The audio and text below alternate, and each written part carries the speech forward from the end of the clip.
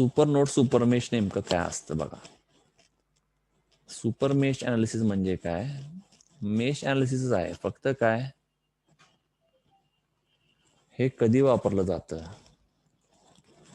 तर जेव्हा हे काहीतरी मेश आहे, जेव्हा असं असेल तुम्ही डायरेक्ट मेश वापरू शकता, बरोबर,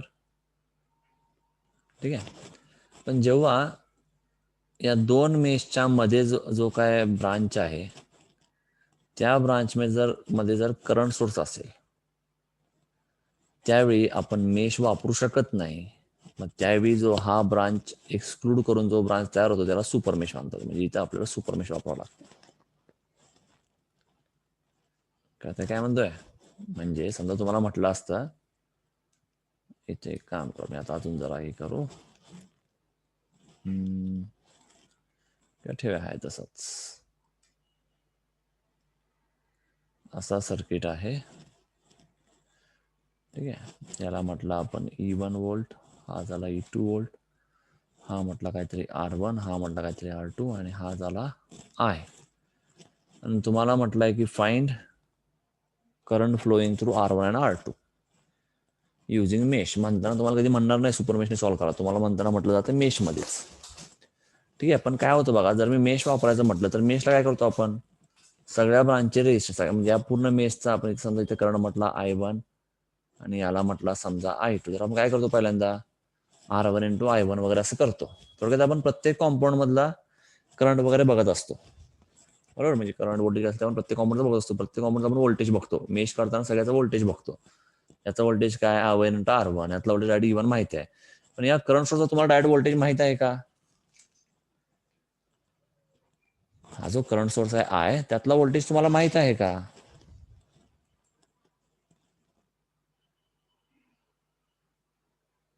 आहे का माहित नाही.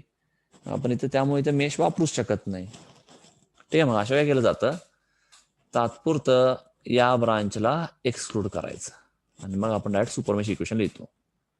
मग काय लिहिणार, सुपर मेश इक्वेशन्स, ठीक आहे, फॉर मेश 1 अँड 2. म्हणजे मेश 1 आणि 2 मिळून आता एक सुपर मेश तयार झालाय.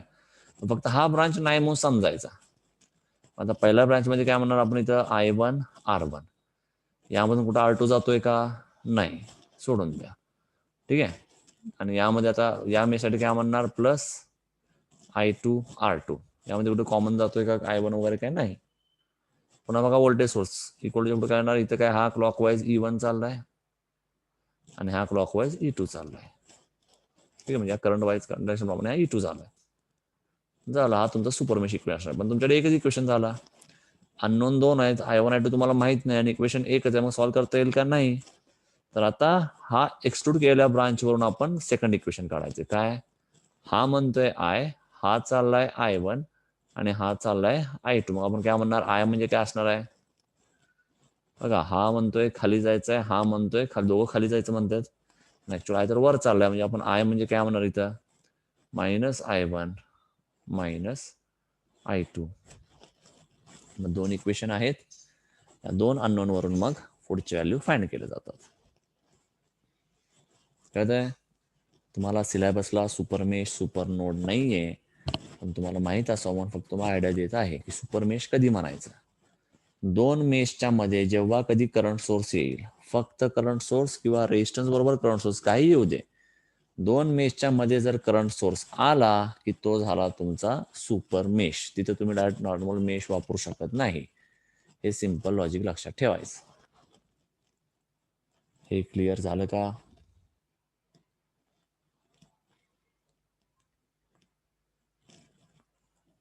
हे क्लिअर झालं का,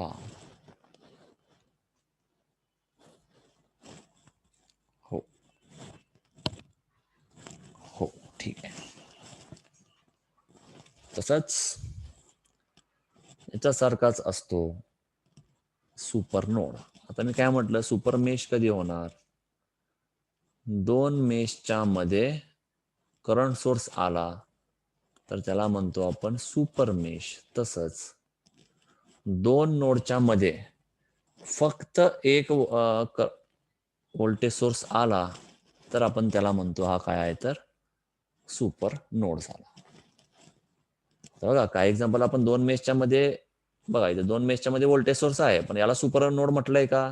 नाही, याला आपण सुपर नोड नाही म्हटलं, कारण का या व्होल्टेज सोर्स बरोबर इथे रेजिस्टन्स पण आहे सिरीज मध्ये. रेजिस्टन्स असेल तर आपण त्याला सुपर नोड म्हणायचं नाही. मी काय म्हणतोय, दोन नोडच्या मध्ये जर फक्त आणि फक्त काय असेल, करंट सोर्स असेल, सॉरी व्होल्टेज सोर्स असेल, तर आपण त्याला म्हणतो काय, तो आहे सुपर नोड.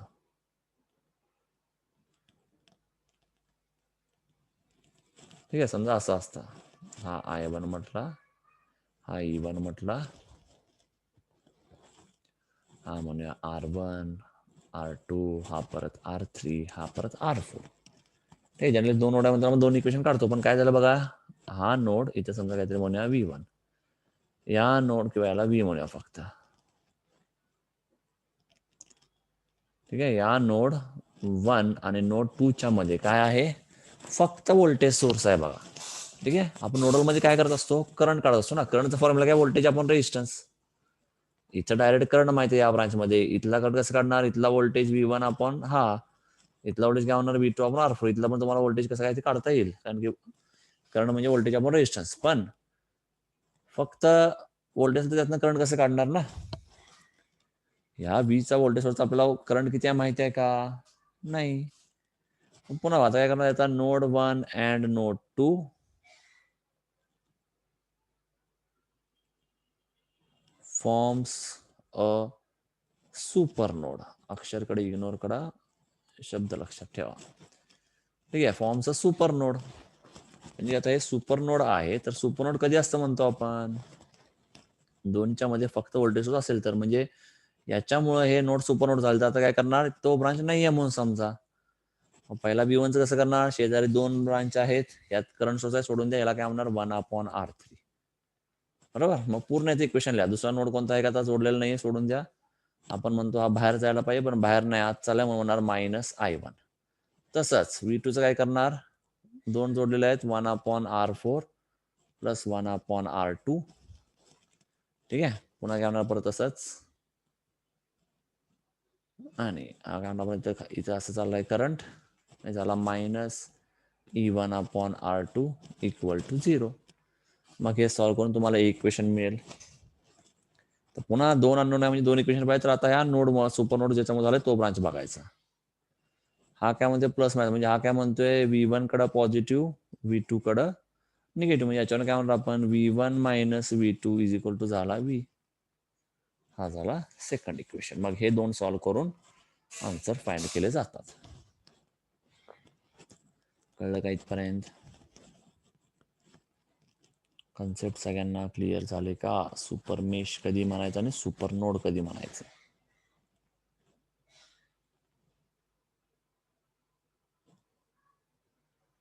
बोला, कळलं का नाही?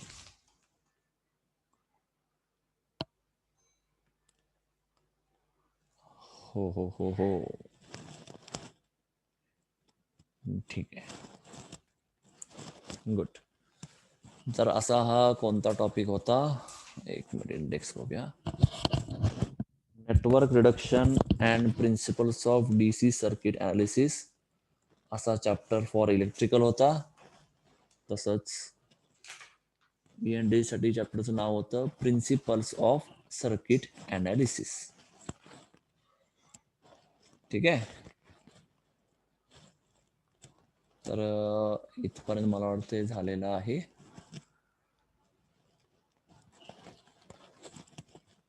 ठीक आहे, कोणाला काय डाऊट आहे का इथपर्यंत?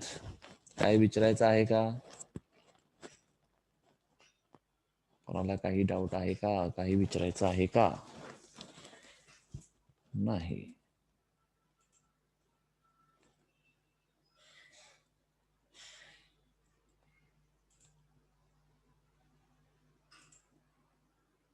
नाही म्हणत आहात, ठीक आहे, एक काम करू, सॅम्पल पेपर मी काढला होता. बरं, काय दिसतंय स्क्रीनवर? दोन्ही दिसतंय का फक्त एक दिसतंय?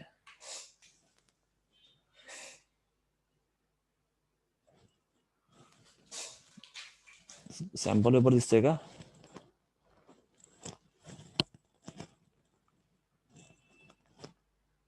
ठीक आहे. बर, आता बघा मी 2 स्क्रीन लावलंय त्यामुळे मला नेमकं कळणं नेमकं तुम्हाला कोणतं काय दिसतंय. ठीक आहे, आता यात बघा. ठीक आहे, हा किती मार्काचा पेपर आहे? आता पूर्ण 70 मार्काचा पेपर आहे. हा इलेक्ट्रिकल वाल्यांचा आहे. पहिला काय? पहिला हा इम्पेडन्स ट्रँगल वगैरे RC सर्किट हे काय तुम्हाला माहित आहे, लहानपणीच तुम्ही शिकलाय. परत इम्पेडन्स रिॲक्टन्स 2 हे माहित आहे. डिफाईन ऍडमिटन्स याचा युनिट. ऍडमिटन्सचा युनिट काय? ऍडमिटन्सचा युनिट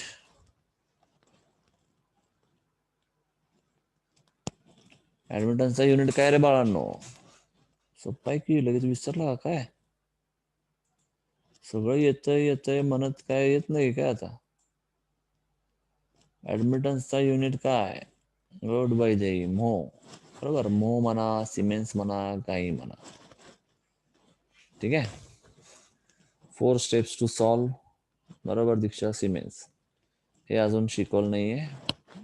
ठीक आहे, हे पण शिकवलं नाही, हे पण शिकवलं नाही. 4 स्टेप्स टू मेशनरीज हे जे आपण म्हटलो ते सॉल्व करायचं आहे. ते तुम्हाला नंतर लिहून देतो मी कसं लिहायचं एका भाषेत. ठीक आहे. बर, यातले पहिले 4 अटेम्प्ट होतात. ठीक आहे, जाऊ दे आपलं अटेम्प्ट किती बघायचं नाही, कारण जवळ सगळेच अटेम्प्ट होते. आता क्वेश्चन पेपर मला मेन बघायचं होतं. बर, आता इथे बघा हा सर्किट अवघड आहे का? येईल का सॉल्व करता? तर फक्त फरक काय बघा, तर रेजिस्टन्स कशामध्ये आहे? किलो ओहम मध्ये आहे. कळतंय? मग एक तर डायरेक्ट 2000, 4700, 3300 असं घ्या.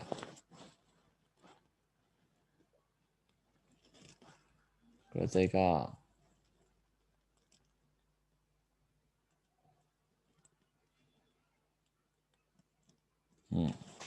हे सॉल्व करता येईल का? क्वेश्चन लिहून घ्या किंवा ड्रॉ करा काहीतरी. ठीक आहे, डायरेक्ट इक्वेशन लिहितो मी. ते इक्वेशन काय बघा. समजा आपण म्हटला हा म्हटला I1. ठीक आहे, याला म्हटला I2. तर आता I1चं इक्वेशन काय होणार? 2000 आणि 3.3 म्हणजे काय होणार?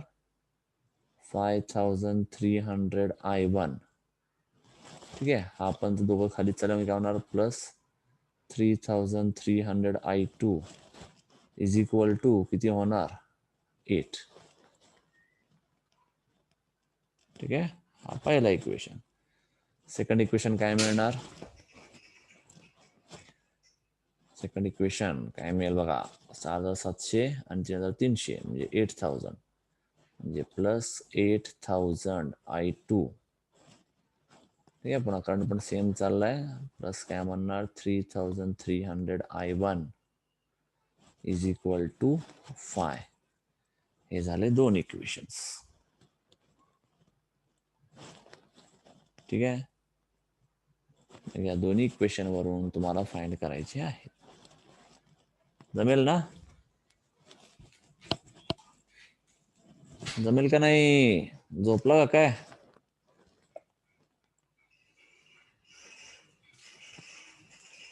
हो हो हो, ठीक आहे. पुन्हा नॉर्टन्स थेरम अजून शिकायचा आहे. सोर्स ट्रान्सफॉर्मेशनने सॉल्व करायचा आहे व्होल्टेज अक्रॉस 12 ओहम. हा आपल्याला फाइंड करायचा आहे. बघा आता काय म्हटलंय, सोर्स ट्रान्सफॉर्मेशन ने सॉल्व करायचं आहे. ठीक आहे, आणि काय दिलंय आपल्याला? ज्यातला काढायचा सांगितलेला आहे ना त्याला अनटच ठेवायचा. म्हणजे त्याला काय करायचं नाही. ठीक आहे, तो काही चेंज नाही व्हायला पाहिजे हे लक्षात ठेवायचं. ठीक आहे, जो काय पार्ट असेल त्यात त्या 12 ओहमला अनटच ठेवा. मग काय करणार? पहिल्यांदा बघा, याला काही चेंज करायचं नाही, बाकी सगळं कमी करता येतं का बघा. तर काय दिसतंय?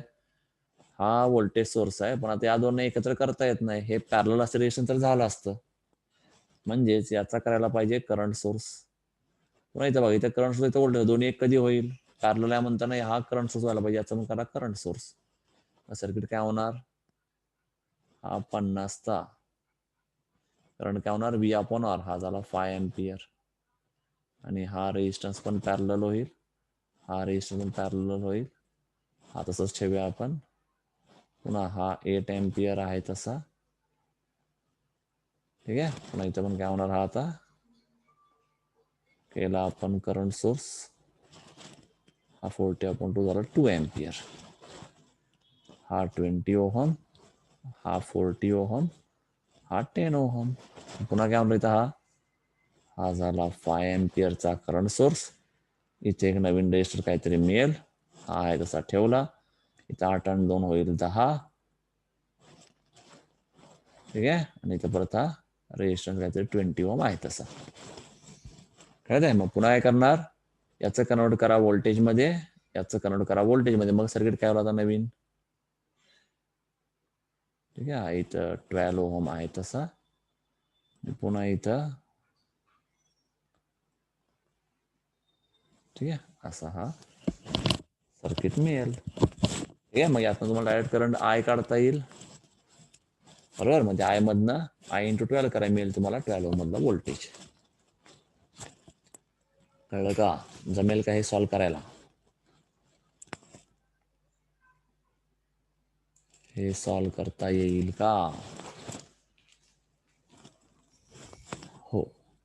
हुशार आहात तुम्ही, नाही असं काय नाही, आपल्याला सगळं आपल्याला जमणार आहे. गुड,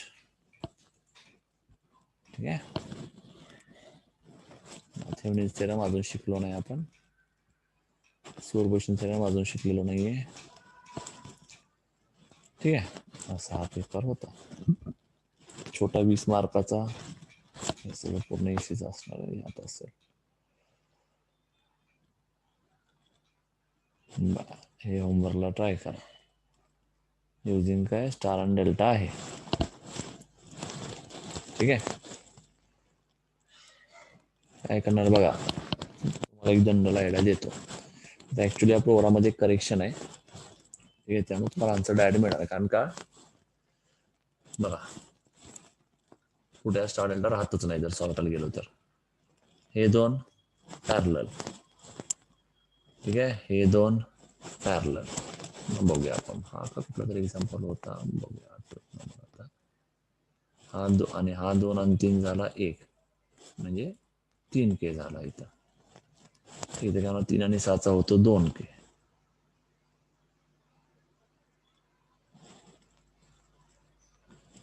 2K, आणि हा 2 आणि 2चा होणार 1K. आणि काय केलं बघा, हा कुठं आहे, हा असा पॉईंट जोडलेला आहे, ठीक आहे. काय होतं, काय करायचं, पहिल्यांदा या डेल्टाचा करा स्टार, ठीक आहे. म्हणजे हा सर्किट कसा होईल, याला आपण जरा असं करूया, हे 3 जाऊन इथं काय होतील तर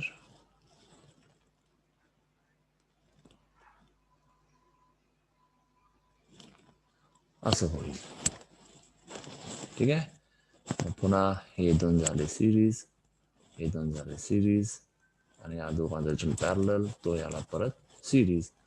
तुम्हाला मग I माहिती, V माहिती आहे, R माहिती आहे, I काढता येईल, जमेल का. हा नाही तो दुसरा एक क्वेश्चन आहे कुठेतरी, ठीक आहे. हे कळलं का, हो. हे क्वेश्चन बघून भांबावून जायचं नाही, की बघून असं वाटतं बऱ्याच वेळा की अरे अवघड आहे, अवघड आहे, अवघड आहे. काय अवघड नसतंय, सोपं असते, सॉल्व्ह करत गेले की लक्षात येते काय अवघड काय नव्हतं यात, ठीक आहे. हा अजून थेरम आपण शिकायचा आहे, हा झाला इलेक्ट्रिकल वाल्यांचा. तसंच एक बघूया,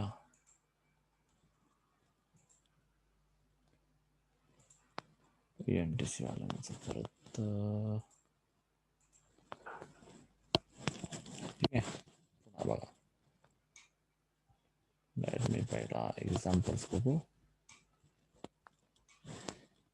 डायग्राम, ठीक आहे, जमेल. मेश सोपंच आहे,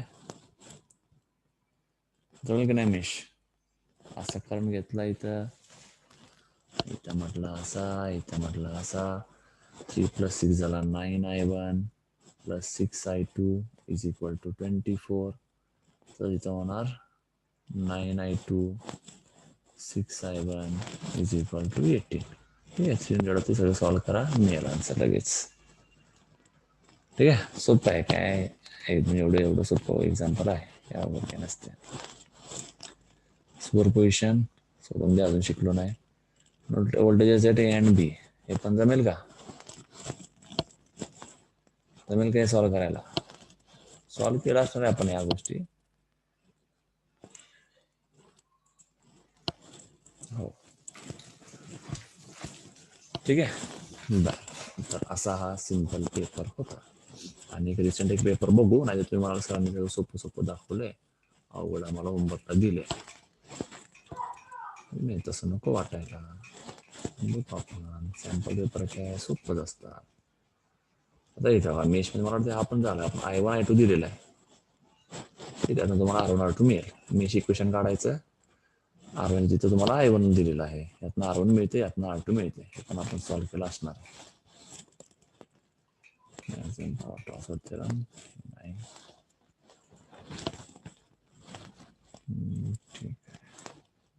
हा इलेक्ट्रिकलचा एक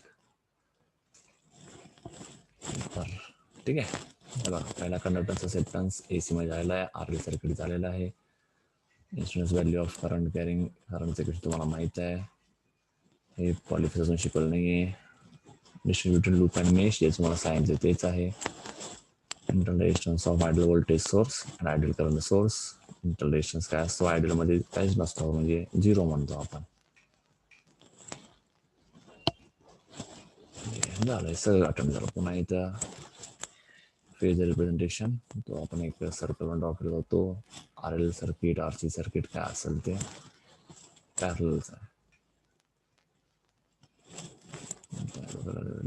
अजूनच व्हायचं आहे, हे आपण बघितलेलं आहे.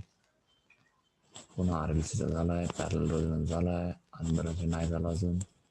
हाऊ टू कन्वर्ट माहीत आहे, ड्युएलिटी पण तो लास्ट टॉपिकमध्ये आहे.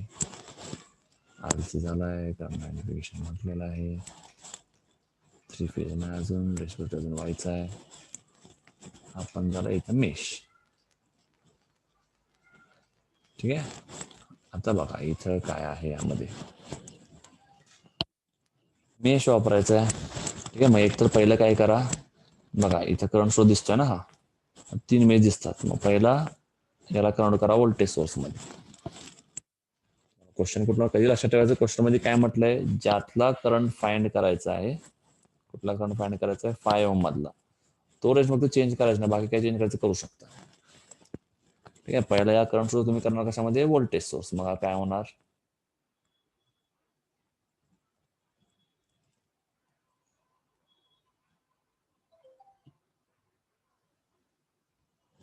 ठीक आहे, हा झाला 10 वोल्ट, हा 1 ओहम, हा 3 ओहम, हा 5 ओहम आहे तसा, हा 4 ओहम आहे तसा, आणि बी म्हणजे काय, इंटू आर, हा झाला 20 वोल्ट. पुढचं जमेल, जमेल का?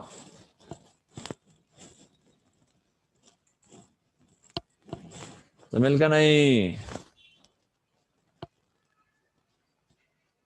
हो, ठीक आहे. तर असं बघायचं, सोपं असते, काय नसते, एकदम सोपं असते. विनाकारण मार्क असतं, नाही फ्रीच असले पाहिजे क्वेश्चन, एवढे सोपे आहेत ते. ठीक आहे, तर हा होता यांचा एक पेपर. आता एक ENTC वाल्यांचा पेपर बघूया. मग अशी डाउनलोड करून ठेवले, त्यामुळे लगेच होतंय. आता पहिला पॉवर झाला, RL circuit, RLC circuit, third formula झाला. पहिले 5 माहिती आहे, यांनी 5 10 पैकी 10. RC circuit series parallel compare करा, फॅक्टरीज कसं काउंट करायचं माहित आहे. यांनी 3 12 झाले, हे अजून शिकलो नाही. सेकंड थर्ड शिकलोय, म्हणजे यातलं एक नाही सॉल्व्ह अजून, होईल पुढचं टॉपिक झाल्यावर. हा झाला, हा झाला, हा झाला. क्वेश्चन 4 मध्ये 1 2 3 दिसतंय का नाही. आता पुढं मेश. मेषचा पण हा मला वाटतं झाल्यासारखा आहे. काय म्हटलं आपण बघितलेला आहे एक्झाम्पल.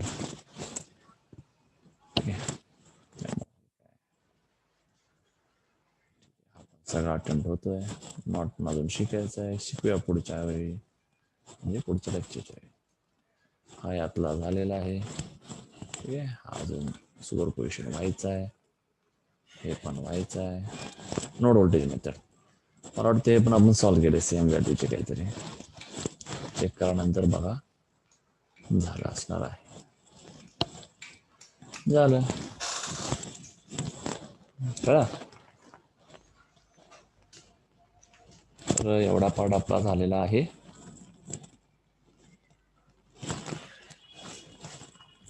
ठीक आहे. तर सगळ्यांचे जवळजवळ 3 टॉपिक झालेले आहेत. इलेक्ट्रिकलचे पण 3, ENTCचे पण 3. हे काही थोडा पार्ट जो वेगळा आहे, एक 2 पोर्ट नेटवर्क्स आणि एक तो इनिशियल कंडिशनचा एक पार्ट आहे ENTC वाल्यांना. तसंच इलेक्ट्रिक वाल्यांचा मला वाटतं फक्त 3 फेज सर्किट राहिलेला आहे, वेगळा आहे तो.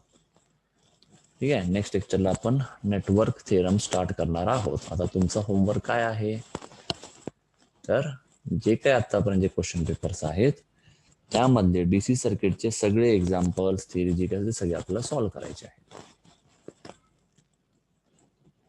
ठीक आहे. सगळ्यांना होमवर्क कळलं का? होमवर्क काय आहे हे सगळ्यांना कळलं का?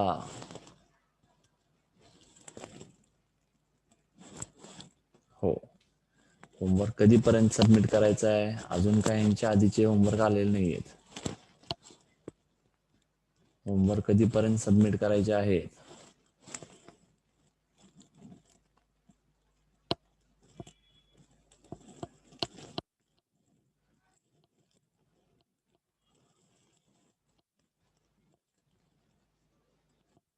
आज वार कोणता? आज शनिवार आहे. ट्युजडेला सुट्टी असते आपली. हा, हुशार आहे की. होमवर्क कधी सबमिट करायचं असतं आपलं, आठवतंय का कोणाला काय?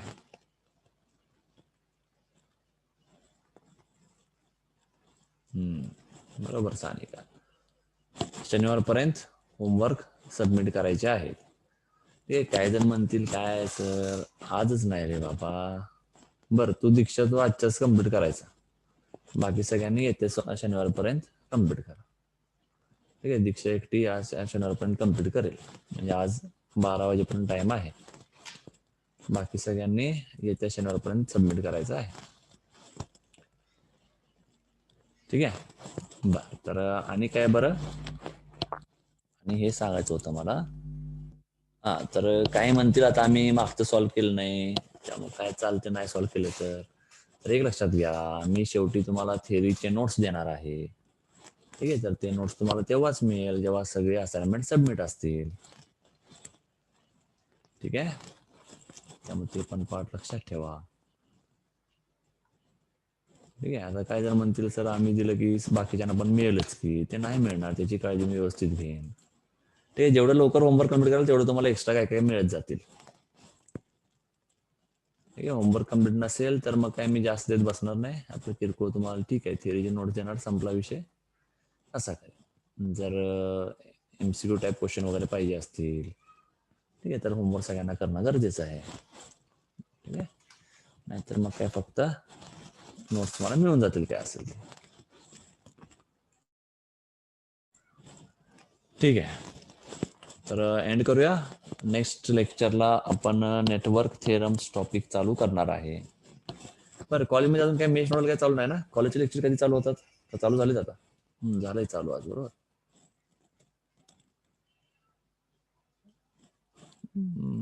नाही झालंय अजून. ENTC वाल्यांचं काय? DC पार्ट चालू झालाय का?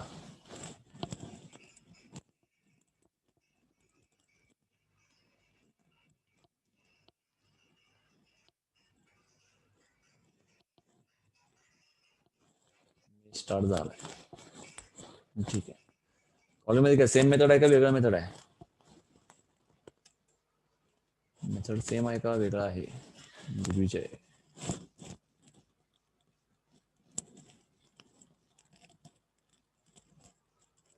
वेगळा आहे. ठीक आहे. जे सोपं वाटतं ते वापरा. असं असं काय म्हणत नाही की हे आपलीच मेथड वापरा. ठीक आहे, तुम्हाला जे सोपं वाटेल ते मेथड वापरा. जर आपली मेथड सोपी वाटली असेल तर कॉलेजच्या मेथड लक्ष देऊ नका. जर कॉलेजची मेथड सोपी वाटली असेल तर आपले जे काही ते व्हिडिओ बघू नका तेवढे मेशचे नंतर. ठीक आहे, फक्त जेव्हा क्वेश्चन देत असतील कॉलेजमध्ये तेव्हा क्वेश्चन डायरेक्ट आन्सर सॉल्व्ह करायला चालू करा, जर आपले मेथड आवडले असतील तर, किंवा सोपे वाटत असतील तर. ठीक आहे, आणि मला वाटतं आपलंच मेथड सोपं असणार आहे, कारण मी काय प्लस मायनस वरती जास्त बसत नाही. म्हणजे फॉर एक्झाम्पल काहींचं कसं असते मेश सॉल्व्ह करताना, समजा मेश सॉल्व्ह तरी काय करतो इथं याला प्लस मायनस, हा करंट काहीतरी बरं इथं प्लस मायनस, इथे काहीतरी करंट असं असेल तर हा प्लस मायनस, असे बरेच प्रकार असतात काहींच्या एक्झाम्पल मध्ये. ठीक आहे, तुम्हाला तर शिकवलंय का मला माहित नाही. मग ते कसं होतं की आधीच लोकांना या सब्जेक्ट आधीच खूप सोपा वाटत असतो, असं प्लस मायनस दिसलं की अजून सोपं वाटायला चालू होतं. ठीक आहे, त्यामुळं मी तसं करत नाही, आपल्या मेथड जरा वेगळे असतात. ठीक आहे, इलेक्ट्रिकल वाल्यांचं काय, तुमचं अजून मेश नोडल काय चालू झालंय का, अजून 3 फेज चालू आहे?